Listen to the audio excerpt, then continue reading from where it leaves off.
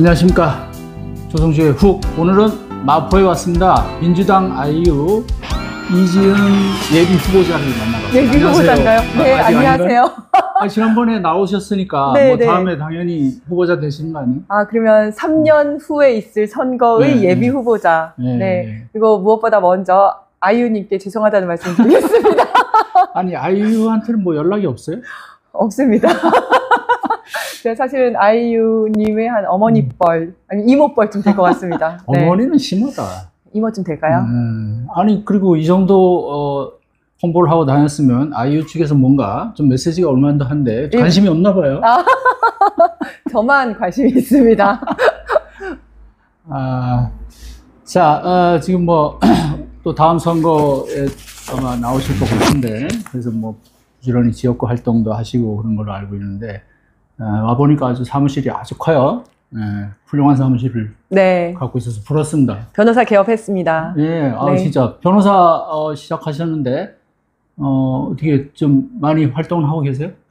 사실은 사건은 많이 들어오는데요. 네. 제가 사건을 하기는 좀 힘든 상황입니다. 왜냐하면 일단 시간적으로 당 업무도 좀 해야 되고 지역도 좀 돌봐야 되고, 지금은 특히 윤석열 탄핵과 계엄과 지금 뭐 체포영장 뭐 이런 것들 때문에 방송도 많고 해야 할 일이 많아서 잘 못하고 있고, 또 사건들이 들어오긴 하는데 제가 하기에 좀 적절치 않은 사건들, 예를 들어서 성범죄 가해자를 변호해 달라는 사건이라든지, 아니면 제가 경찰을 하다 보니까 좀 경찰에 누구랑 잘 알지 않냐 뭐 얘기를 좀 전해달라 뭐 이런 이제 부탁들도 있고 해서요. 그런 것들은 제가 좀 하기가 곤란해서, 그러다 보니 그냥 상담 위주로 좀 하고 뭐 이렇게 하고 있습니다. 그래요. 지금 얘기하신 그런 것들 다 하면 돈은 많이 벌 텐데. 그러니까요. 제가 하면 또 제대로 땡길 수 있을 것 같은데. 이럴 때 나도 변호사 자격증 하나 해놨으면 하는 아쉬움. 이렇게 안 하는 거 옆에서 좀 그쵸. 받아가지고. 그렇죠. 네. 자, 오늘은 뭐 또 이제 또 이런 얘기는 또 나중에 또 하고요. 오늘은 이제 지금 뭐 최대 현안이죠. 네. 대통령 윤석열 체포영장 지금 심각한 국면이에요, 지금. 맞습니다. 1차 지금 공수처와 경찰의 연합작전이 지금 실패했는데. 네. 근데 지금 이제 제일 국민들이 걱정하는 거는 지금 일단 안으로 들어가야 되는데. 맞습니다. 그거 자체가 일단 지금 힘들지 않냐. 그리고 지난번에 1차 때 한 거 보니까. 네. 뭐 저렇게 해가지고 도저히 뭐 어느 세월에 할까? 이런 걱정이 있거든요. 어떻게 보세요? 맞습니다. 저는 지난번에 보면서 굉장히 많은 분들이 느끼셨겠지만, 정말 너무너무 답답했었거든요. 정말 대한민국의 헌법에 의해서 판사가 발부한 영장을 가지고 갔는데, 그거에 대해서 정말 불응을 하고 이 영장이 휴지 조각이 된 거지 않습니까? 그렇죠. 그걸 보면서 정말 영장을 가지고 가도 한 명이 그냥 나쁜 마음 먹고 안 나오려고 마음 딱 먹고 있으면 이거 아무것도 안 되는구나라는 생각을 하니까 정말 이 모욕감이 느껴지더라고요. 그래서 특히나 저는 이제 경찰 출신이기 때문에 이 법 집행이 정말 안 되고 법치가 무너지는 걸 보면서 굉장히 자존심이 상했었고, 경찰이 무슨 생각으로 저렇게 쫄래쫄래 들어갔다 털레털레 나오지? 이런 생각이 드는 거예요. 네. 저는 그걸 봤을 때 정말 공수처에서 아무 준비도 안 해갔나? 왜냐하면 거기서 결사항전으로 반항을 하고 항거를 할 거라는 게 굉장히 예상이 됐었는데 아무것도 준비를 안 하고 그냥 간 거예요. 그래서 반드시 해야 된다라는 당위성이 하나 있고, 두 번째는 내용을 자세히 봤더니 이걸 또 못할 것도 아닌 거예요. 저도 기동대장을 했었고 진압작전에 여러 번 투입이 됐었는데, 그런 경찰의 진압 경험에 비추어 볼 때 쉽지는 않지만 못할 것도 아니다라는 생각이 들었어요. 잠깐만, 여기서 그 기동대장은 어디서 했었죠? 저는 한 10년 전쯤에 여경 기동대장을 경기도에서 했었습니다. 경기도? 네. 그때 저희가 주로 했었던 게 이제 사람들이 스크럼 짜고 있으면 가서 이제 체포하고 이런 거 많이 했었거든요. 그래서 사실은 좀 죄송한 말씀입니다만, 이제 노조에서 이렇게 사업장을 점거하고 있고 이러면 저희가 늘 하는 게 그 체포 뜯어내는 거 늘 하는 거거든요. 가서 한 명씩. 맞습니다. 네네. 그래서 스크럼을 짜고 있어도 쭉쭉 당기면 후두둑 떨어지고, 그 이후에는 그 대열이 다 무너집니다. 대열이 무너지면 그 사이로 체포조를 집어 넣으면 되는 거거든요.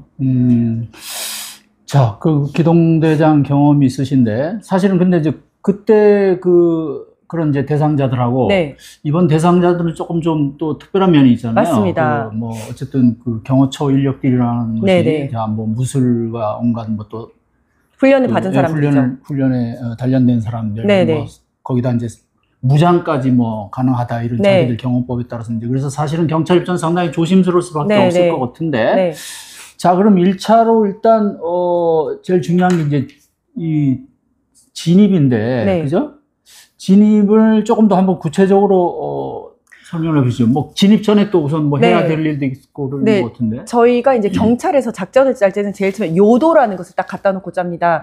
요도라는 게 뭐냐면 그 지도거든요. 아주 구체적으로 어디로 들어가면 누가 어디로 도망을 갈 수 있고 어디에 차를 세울 수 있고 그래서 경찰은 어디에 배치를 하고 이 사람들은 어디에서 마지막까지 한 거를 할 것이다.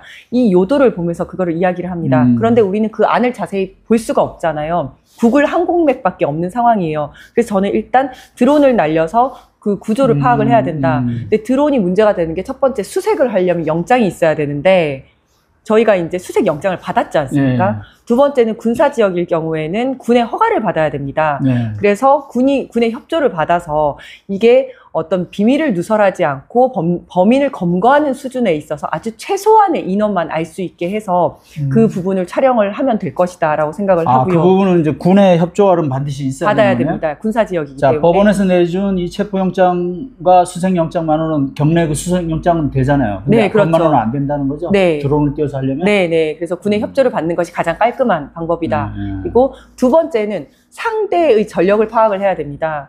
그래서 이제 지금 거기에는 경호처 직원들뿐만 아니라 군과 경찰이 파견을 나가 있습니다. 군에서는 55 경호대, 33 경비대, 그리고 경찰에서는 경찰 특공대가 나가 있거든요. 그런데 이제 이 사람들을 일단 복귀 명령을 해야 됩니다.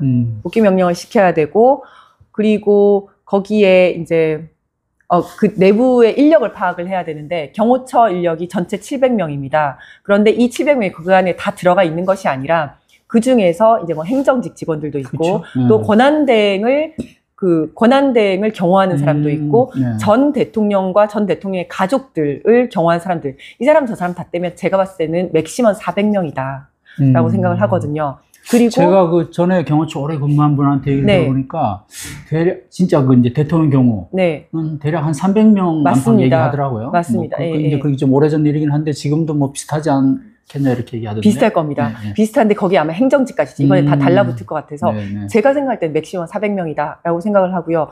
거기에 이제 화기가 어떤 게 있는지를 파악을 해야 되는데 거기에 가장 중화기는 대테러 팀이라고 있습니다. 대테러 팀에 707과 경찰 특공대가 들어가 있는데 이 사람들이 기관총 이런 걸 쓰는 사람들인데 지금 여기는 다 뺐습니다. 이 사람들 다 복귀 명령한 상태거든요. 그러면 거기서는 개인 화기만 가지고 있는데 여기서는 글락 17, 글락 19이라는 권총을 가지고 있어요. 탄창 꽂고 최대 15발 나오는 그 권총을 가지고 있고 그런 상황이고, 그래서 이제 이게 사전 작업, 거기서 몇 명이 있고 안에 내부는 어떻고 화기는 어떤지를 확인을 해야 되는 거고요. 그쪽 병력하고 화기하고. 근데 지금 말씀하신 것처럼 원래 거기 이제 그 경호 인력을 지원하는 707 뭐 이런 좀 다 빠져 있다는 거예요. 707과 경찰 특공대는 빠졌고 지금 빠져 있다. 지금 그럼 순수 이제 경호처 인력만 거기에 55 경비대와 33 수방사 55 경비단 얘기죠? 거기는 지금 남아 있습니다. 거기는 주로 원래 외곽 경비인데. 네, 그렇긴 한데 이번에 경찰 조사에서 드러났다시피 그 사병들이, 그러니까 일반 군 복무자들, 의무 복무자들이 지금 이 경호처의 지시에 협조를 하고 있는 상황이라는 겁니다. 그래서 그 사람들은 경호처의 지휘를 받도록 돼 있거든요. 그래서 복귀 명령을 시켜야 된다. 그러면 수양사령관하고 이게 또 다 그렇죠. 네네. 국방부에서 복귀 명령을 시켜야 된다. 국방부에서 사실 지시하면 되는 건데. 맞습니다. 복귀 명령을 시켜야죠. 파견 해제를 시키는 거죠. 아니 그러면 제가 최근에 관저를 둘러봤는데 그 외곽에 초소 쪽 가가지고 쭉 그 담장 쪽에 초소들이 껴 있는데 거기에 그 경찰 병력들이 하나씩 이렇게 뜨문뜨문. 근데 소속 어디냐 그러니까 201이라고 하더라고요. 그건 서울경찰청 또 소속이죠. 맞습니다. 그 사람들도 그 사람들은 경호처의 지휘를 받지 않습니다. 거기는 상관이 없구나. 원래는 받는데 지금 이제 받지 않는 걸로 했습니다. 그래서 경찰청에서 혹시 니네 불법적인 지휘를 받은 적 있냐? 앞으로 받지 마라라고 지휘를 했기 때문에 만약에 경찰에서 체포영장 집행한다고 진입한다 그러면 열어줄 겁니다. 그렇네요. 네. 예. 자, 그러면 일단 지금, 말씀하신 대로, 군과 경찰 어떤 지휘부의 판단에 의해서 또 협조에 의해서, 거기에 필요한 지금 경호처 순수 인력 외에는 일단 다 네. 빼내는 거. 네. 그게 우선 선행돼야 된다. 네, 맞습니다. 여기 또 시간이 좀 걸리겠네요. 그거 바로 복귀 명령 하면 되거든요. 그 왜 안 하죠? 국방부에서 해야 되는데 일단 국방부 차관의 의지는 강한 것 같아요. 그래서 협조하지 마라라고 했지만 경호처 지휘를 받고 있기 때문에 협조하지 마라. 니네 경호처에선 지휘하지 마라라는 것만으로는 안 되고 복귀 명령을 해야 됩니다.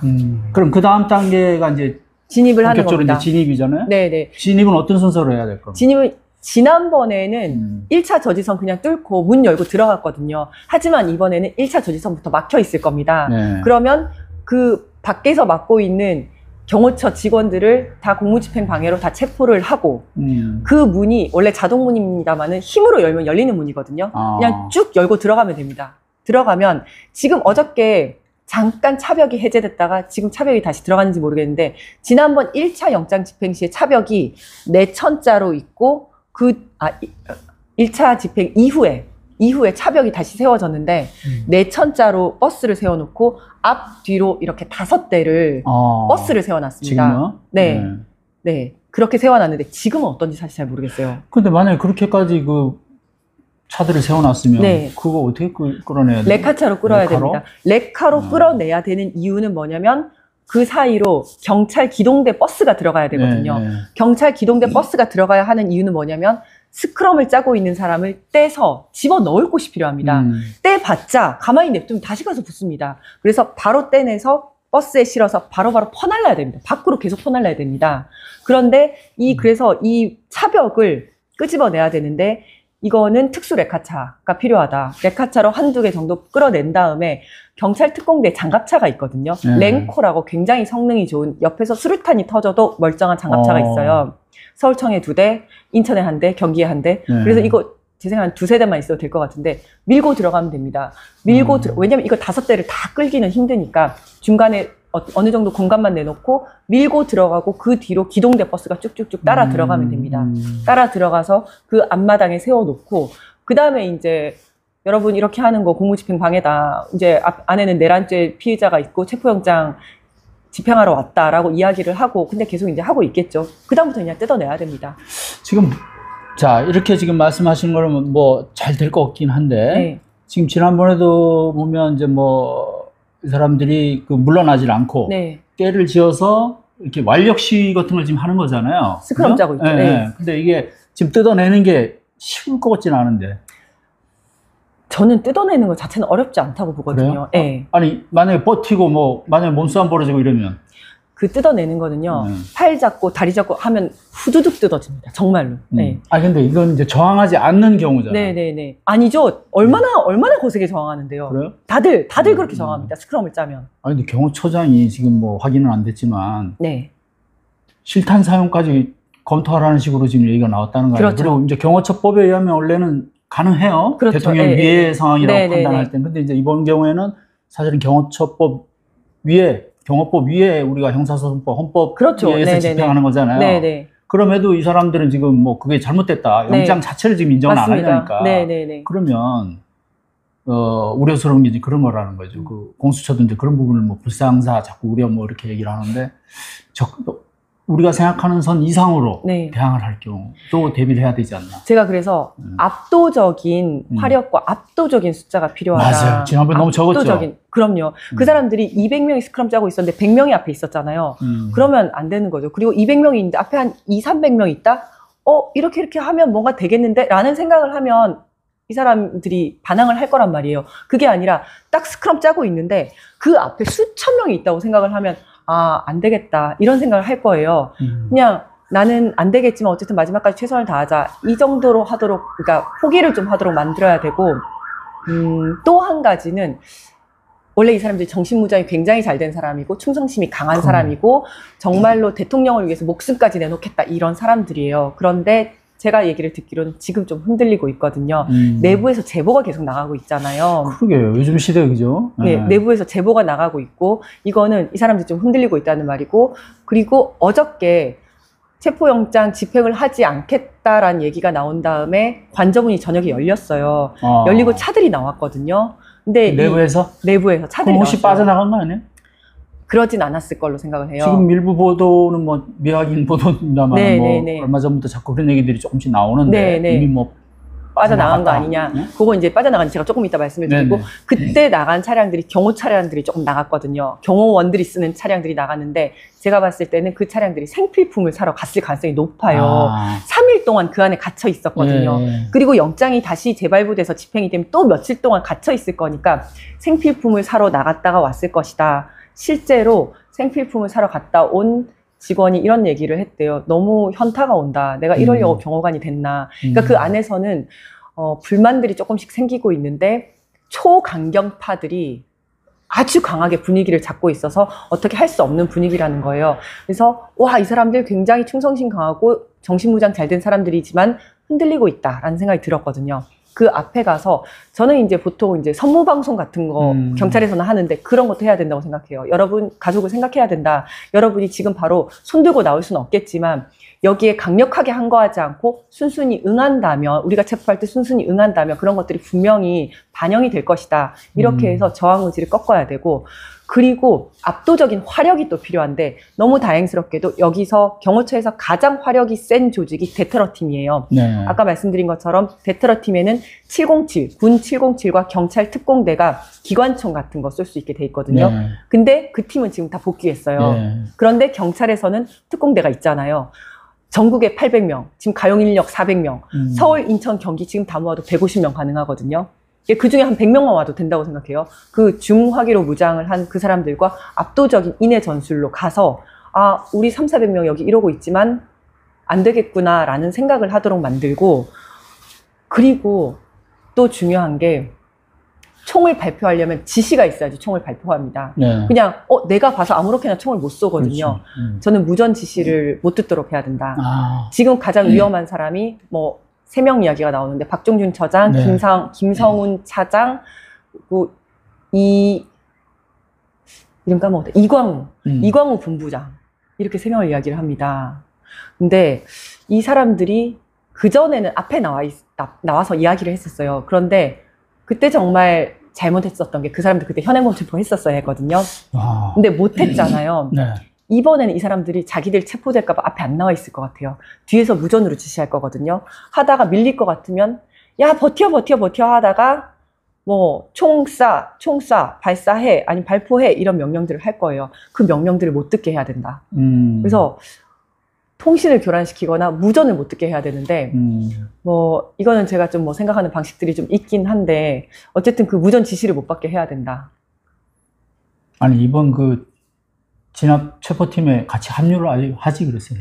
근데 너무 잘할 것 같다. 네, 근데 저는 제가 그래서 저도 이제 기동대에 있어봤고 진압작전을 해봤고 그다음에 서울에서 과장을 하면 일반적인 진압작전 엄청 많이 들어가고 경비 대책회의도 엄청 많이 들어갑니다. 한 100번, 200번 정도는 한 것 같아요, 저도.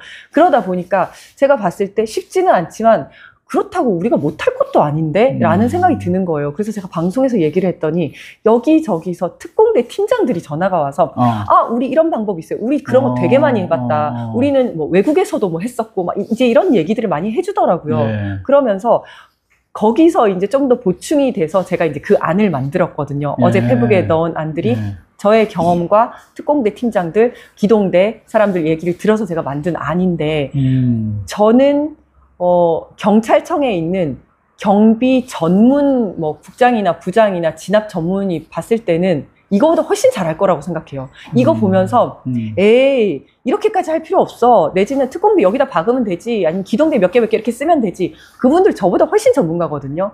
훨씬 더 잘할 수 있어요. 그래서 저는 더 잘할 수 있다라고 생각을 해요. 자, 하여간 1차로 맨 지난번과 같은 진입로 정문으로 간다면 네. 1차적으로 하여간 그 정문의 차벽 네. 이걸 일단 무조건 하여간 해체해야 돼요. 네, 그걸 밀어내야 되고. 정문 앞에 있는 사람들 검거하고 정문 열고 차벽 해체하고 장갑차로 들어가서 그게 이제 돼야지 나머지 이제 또 다음 단계로 가는 맞습니다. 거죠? 네.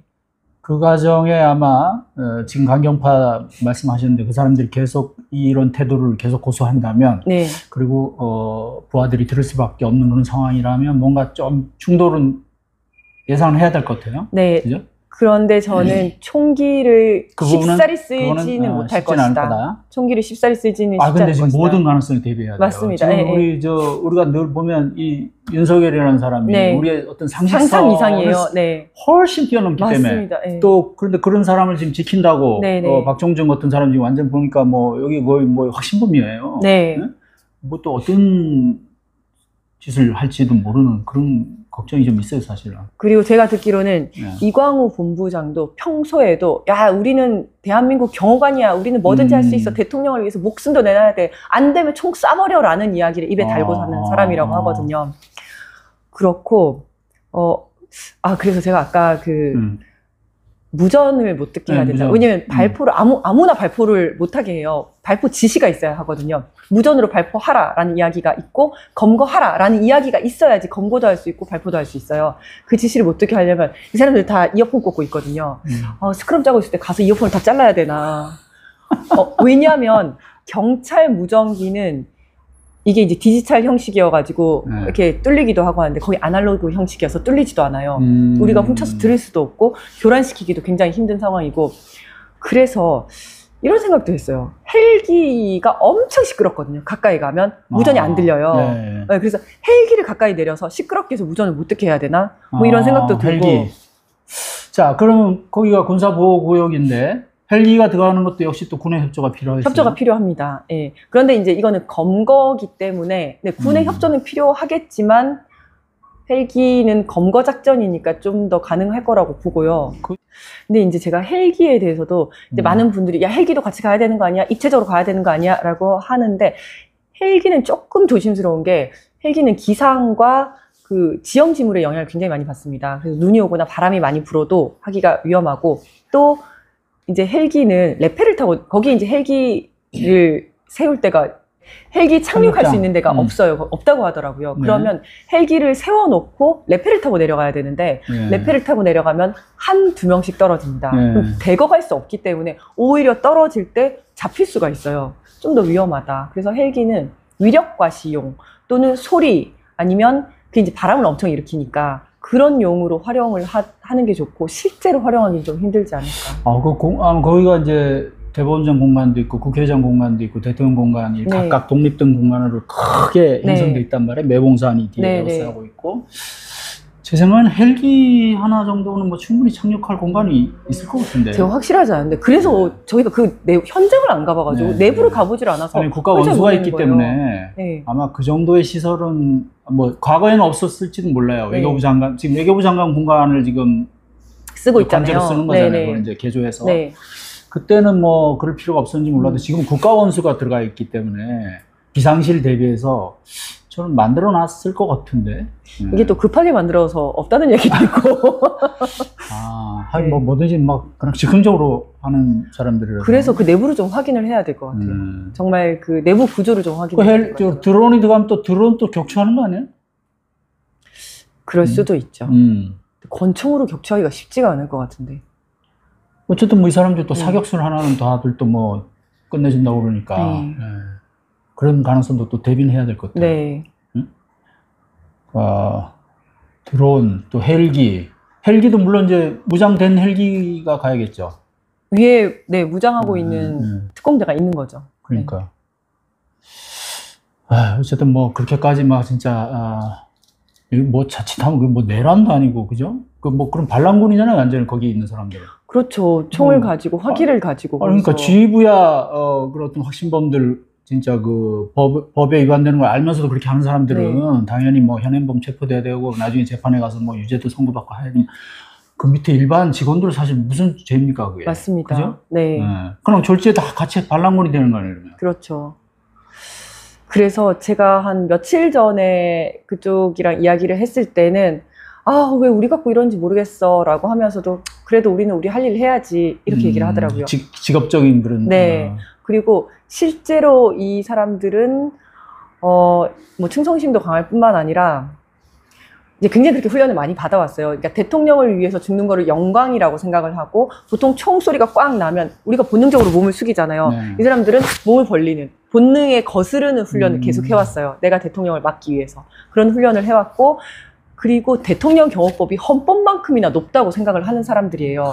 실제 경호를 할 때 저희 경찰이랑 같이 하잖아요. 네. 나가보면 경호관 한 명이 경찰, 군, 국정원까지 전부 다 지휘를 하거든요. 그러니까 나 대통령 경호실이야. 이게 엄청나게 프라이드가 강한 사람들인 예전에 거예요. 또 끝발이 대단했잖아요. 맞습니다. 그래서 그냥 뭐 영장 갖고 가면 영장이 뭐 나 대통령 경호실이야 못 들어와 이러고 있었을 거예요. 그래서 저는 처음 들어갈 때 아무 생각 없이 영장 하나 들고 들어갔다 절대 안 열릴 거라고 저는 생각했었어요. 그러니까 공수처 그래서 지금 사실은 좀 비난을 받는 거예요. 그러니까요. 너무 그런 아무 부분에 준비 대해서, 없었어요. 네. 생각도 못 하고 뭐 대응하는 어떤 그런 것도 없고 그리고 너무 안이하게 전략도 판단했고 없었고 안이하게 판단했고 지금 뭐 공수처장 얘기가 뭐 그렇게까지 법에 대해서 법 집행에 대해서 저항할지 몰랐다 뭐 이렇게 그러니까요. 네. 경호처에 대한 생각이 너무 그 판단이 너무 잘못됐었죠. 그리고 사실은 이제 저도 초반에는 좀 그런 생각을 하기도 했었는데 뭐 경호처장이 박종윤 처장인데 경찰청 차장을 할 때는 굉장히 합리적인 사람이었어요. 네, 네. 그래서 그랬어요. 말이 통할 것이다는 착각을 하고 있었죠. 왜냐하면 지금 드러나다시피 박종윤 처장도 그 안가회동 때 자기가 연락을 네. 하고 이런 식으로 어떻게 보면 공범이잖아요. 맞아요. 내란의 공범이기 때문에 자신을 지키기 위해서라도 대통령을 지켜야 하는 사람인 거고 그 밑에 차장 굉장히 강성, 본부장 굉장한 강성, 절대 움직이지 않는 거거든요. 이 차장이 원래 그렇게 잘 나가는 사람이 아니었어요. 이 차장이 그 잠깐만요, 제가 확인 좀 볼게요.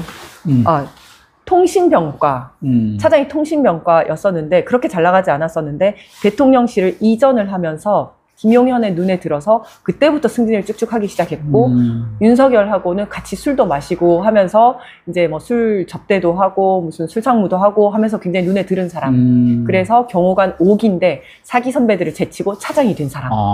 그리고 아까 얘기했던 그 본부장. 네. 본부장도 뭐 우리 경호관들은 뭐 대통령을 위해서 목숨을 버려도 되는 사람들이다, 뭐 이런 사람들이다라고 하면서 총 쏴 이런 경호원의 자부심, 좋게 말하면 자부심, 아니면 뒤에서 엄청나게 이렇게 푸시하는 그런 사람이래요.